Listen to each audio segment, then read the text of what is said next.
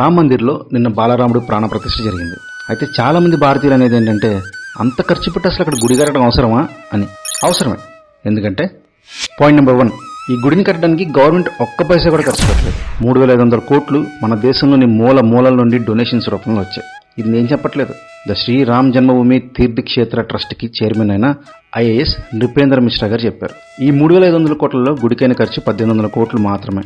Point number 2, ఈ రామ మందిర్ని చూడటానికి, అందులోని శ్రీరాముని దర్శించడానికి ఒక రోజుకి 3 లక్షల మంది భక్తులు వస్తారని అంచనా. రోజుకి 1,00,000 మంది వచ్చే తిరుపతికే ఒక సంవత్సరానికి 3,000 కోట్ల ఆదాయం వస్తుంది. మరి అయోధ్యలో ఎంత డబ్బు హుండీలో భక్తులు వేయొచ్చు? ఆదాయం మొత్తం గవర్నమెంట్కే కదా. పాయింట్ నెంబర్ 3, 1,450 కోట్లు ఖర్చు పెట్టి మహర్షి వాల్మీకి ఇంటర్నేషనల్ ఎయిర్పోర్ట్ కట్టిస్తున్నారు. ఆల్రెడీ ఫేజ్ 1 కంప్లీట్ అయిపోయింది.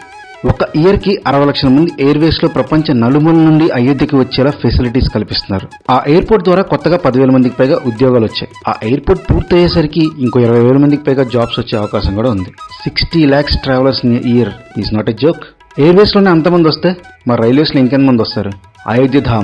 అయోధ్యధామ్ రైల్వే స్టేషన్ని 240 కోట్లు పెట్టి డెవలప్ చేశారు.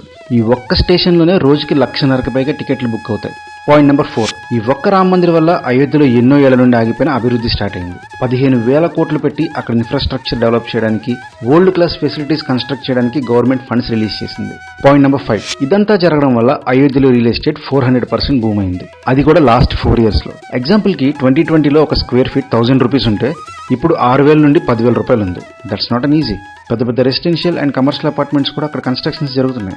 పాయింట్ నెంబర్ 6, ఇప్పటికే అయోధ్యలో తాజ్ గ్రూప్ ఆఫ్ హోటల్స్, ఇంకా ఇంటర్నేషనల్ హోటల్స్ వాళ్ళు కన్స్ట్రక్షన్స్ కంప్లీట్ చేశారు. అక్కడికి వచ్చే పేదవారికి కూడా తక్కువ ఖర్చులో అకామిడేషన్ అందాలని అయోధ్య డెవలప్మెంట్ అథారిటీ వాళ్ళు లోకల్స్తో కలిసి వాళ్ళకి సపోర్ట్ చేస్తూ 600కి పైగా హోమ్ స్టేస్ని స్టార్ట్ చేశారు. 2,500కి పైగా రూమ్స్ని డిజైన్ చేశారు.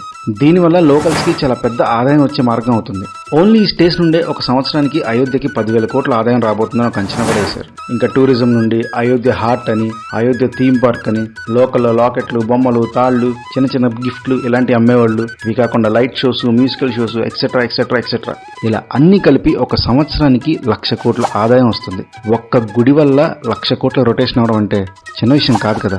ఇది అయోధ్య పైన నా ఒపీనియన్ ఫ్రెండ్స్. ఈ 2.5 minutes కాంటెంట్ కనుక మీకు నచ్చినట్టయితే లైక్ చేయండి, మీ ఫ్రెండ్స్ అందరికీ ఇన్ఫర్మేషన్ తెలిసేలా షేర్ చేయండి. మీ అభిప్రాయాన్ని కింద మర్చిపోకుండా కామెంట్ కూడా చేయండి. Thank you. జై హింద్.